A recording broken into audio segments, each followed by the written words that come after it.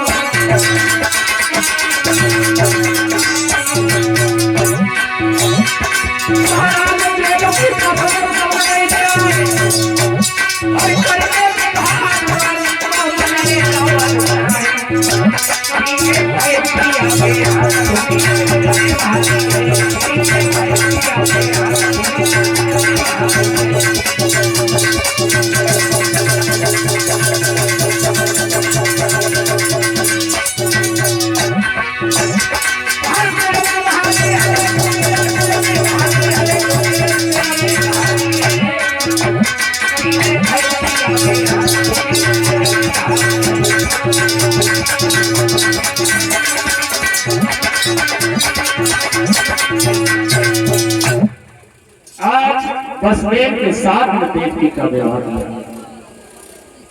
और अपनी बहन देवकी को विदा करने के लिए स्वयं कंस रथ को सजा करके बैठ गया। हाँकने लगा कंस, इतना प्यार करता है अपनी बहन देवकी से। हुआ ऐसा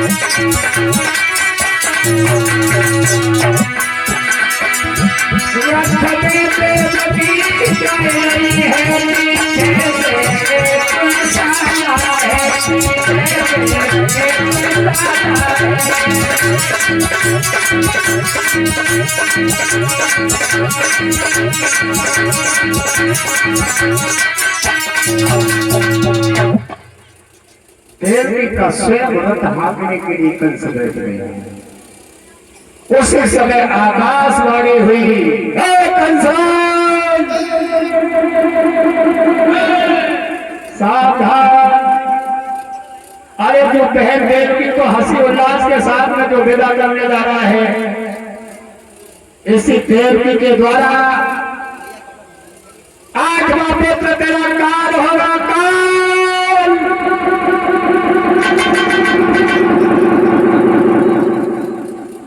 जो ये आकाशवाणी हुई, कंसराज विचार करने लगा है ये आवाज कहां से आ रही है। इसका मतलब हमारी बहन देवकी के द्वारा हमारा काल, अरे हम उस वृक्ष को नहीं रखेंगे जिस पर फल कहां से आएगा। हम देवकी को जिंदा नहीं छोड़ेंगे, फिर हमारा काल कहां से होगा। एकदम से कंसराज से नीचे कूदा, हाथ में तलवार खींची, देवकी के केशों को पकड़ के नीचे खींची। देव की छोटी बड़ी आंखों से भैया की चेहरा को जवाब दिया, भैया भैया अभी अभी तुमने हमारे हाथों से डोरी सजाई, हमारी शादी की रस्म भी तुमने पूरी की, अब तुम्हें क्या हो गया, तुम हमें क्यों मारना चाहते हो। कंसराज कहने लगा, देवी तुमने आकाशवाणी नहीं सुनी, तुम्हारे गर्भ से मेरा काल पैदा होगा, इसलिए हम तुम्हें जिंदा नहीं छोड़ेंगे, क्योंकि हम मरना नहीं चाहते। कंसराज आज बहन देवी से कहने लगा। उसी समय देवी रोने लगी, कहकर भैया इसमें हमारा कोई दोष नहीं है, इसमें हमारा क्या दोष है। कंसराज कहने लगा, देवी तू सारी जड़ तो कोई है, तो मेरे काल को जमनेगी। तब तक वसुदेव भी आ गया, कहने लगे कंस क्या करता है, एक क्षत्रिय होकर, एक राजा होकर और एक अवला पर हाथ उठा रहे हो, वो भी बहन पर। इस देवकी ने अभी ससुराल का कोई सुख नहीं भोगा, इसकी मां का सिंदूर का रंग फीका नहीं हुआ, इसके हाथों की मेहंदी का रंग फीका नहीं हुआ, इसने कोई सुख दुख नहीं देख पाया, ससुराल भी नहीं देख पाई, और तुम देवकी को मांगने जा रहे हो। कंसराज कहने लगे, वसुदेव तुम्हें नहीं मालूम इस देवकी के द्वारा मेरा काल पैदा होगा, इसलिए इस देवकी को नहीं रखूंगा। वसुदेव कहने लगे, कंस एक बात बताओ, तुम्हारी दुश्मन इसकी संतान है या देवकी, तुम्हारा काल देवकी है या संतान। कंस कहने लगे, देवकी की संतान, तो तब देवकी को छोड़ दो, मैं वादा करता हूं जो भी देवकी के द्वारा संतान होगी मैं तुम्हारे पास में लाता रहूंगा, ये वादा है हमारा। कंस कहने लगा, ठीक है वसुदेव, लेकिन वादे से मुकर मत जाना। आज वसुदेव के कहने के अनुसार कंस ने देवकी को छोड़ा, लेकिन बटेश्वर नहीं जाने दिया मथुरा, क्योंकि कंस को विश्वास नहीं हो रहा, इतना भय भर गया, काल का इतना भय है कंस को, कहीं ऐसा ना हो वसुदेव वादा भूल जाए, धोखा दे दे। बटेश्वर नहीं जाने दिया, मथुरा की जेल में बंदी बना दिया देवी और वसुदेव। देवकी की पहली संतान पैदा हुई। वसुदेव लेकर के कंस के पास में आए, गोद में बालक को ले लिया कंस ने। बच्चे के चेहरे को निहारा, कोमल अंग है।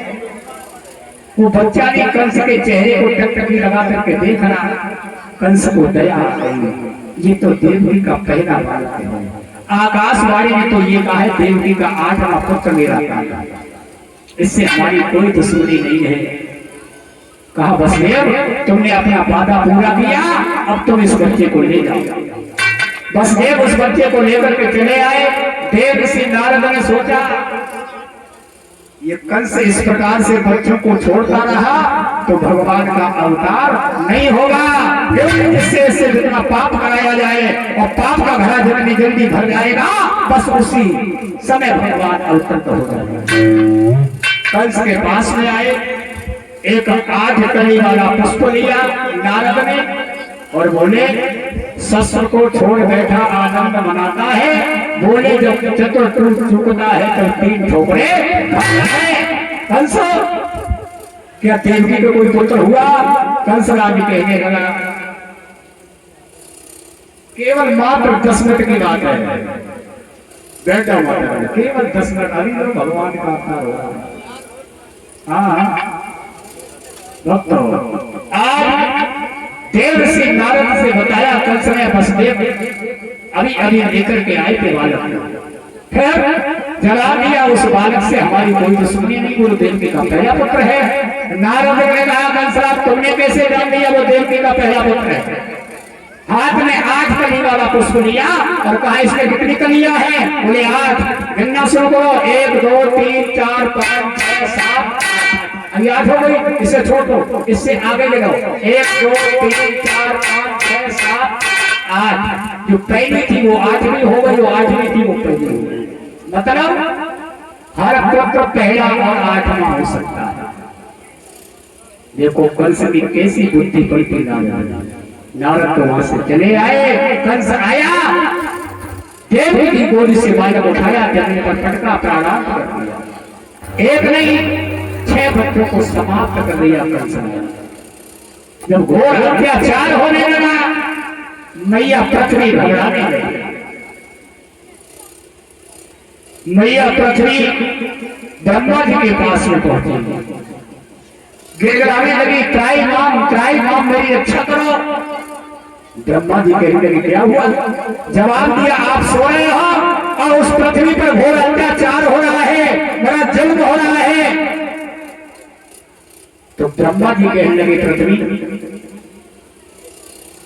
इसमें हम क्या कर सकते हैं? ये तो दुख, ये पाप भगवान विष्णु ही हर सकते हैं। समझाया हरि ही हर सकते हैं, दिया अपने मालिक हरि ही है। चलो हम विष्णु भगवान के पास पहुंचे। सब देवता लोग इकट्ठे होकर के भगवान विष्णु के पास पहुंचे। कहा प्रभु जल्दी अवतार लो, क्योंकि कंसराज मथुरा में घोर अत्याचार कर रहा है, देवकी के 6 पुत्र उसने मार डाला, आप जल्दी अवतार लो। उसी समय भगवान विष्णु कहने लगे कि तुम भी जाओ भूमि पर धरो यादवी रूप, आओ वायद वर्ष में बन के यादव, जाओ तुम सब ग्वाल बन जाओ और मैं मैया देवकी का पुत्र बन के आऊंगा। उससे पहले शेषा अवतारी को बोला, जो त्रेता में लक्ष्मण थे, बुला करके भगवान ने कहा अब एक काम करो शेषा अवतारी तुम जाओ, पहले तुम जाओ, क्योंकि त्रेता में पहले हम आए थे, अब द्वापर में तुम पहले जाए। अब शेष अवतार मैया देवकी के गर्भ में आए। जब गर्भ में आए तो भगवान ने विष्णु ने विचार किया ये कंस बड़ा दुष्ट है, बड़ा पापी है, कहीं ऐसा ना करे मेरे भाई को मार डाला। उसी समय योग माया से कहा माया तुम जाओ, देवकी के गर्भ में जो शेष अवतार बलराम है उन्हें खींच करके जो गोकुल के नंद बाबा है उनकी 2 पत्नी है यशोदा और रोहिणी, उन रोहिणी के गर्भ में स्थापित करो और तुम यशोदा के गर्भ में चली जाओ और मैं मैया देवकी का पुत्र बन के आऊंगा। योग माया चली, सातवें गर्भ को खींच करके रोहिणी के गर्भ में स्थापित किया और स्वयं यशोदा के गर्भ में प्रवेश कर गई। श्री सुखदेव जी कहने लगे, हे राजन परीक्षित, देवकी का 7वां गर्भ खंडित हुआ। कंस को पता चला कि देवकी का 7वां गर्भ खंडित हो गया। कंस राज थम करने लगा, ये कैसे हो गया? ये देवताओं की वाणी झूठ कैसे हो गई? इसका मतलब इसमें कुछ चाल है। अब 8वें गर्भ की बारी है। जब 8वें गर्भ का नंबर आया, कंस ने कड़े पहरे लगा दिए, ताले लगा दिए, हाथों में हथकड़ियां लगा दी, पांव में बेड़ियां लगा दी, पहरे पर पहरे बैठा दिया और कहा बालक का जन्म हो जाए सूचना देना। अब 8वें गर्भ की बात है। 8वें गर्भ में स्वयं भगवान विष्णु आने वाले हैं और ये 50 रुपया कुलदीप कुमार और संदीप पाल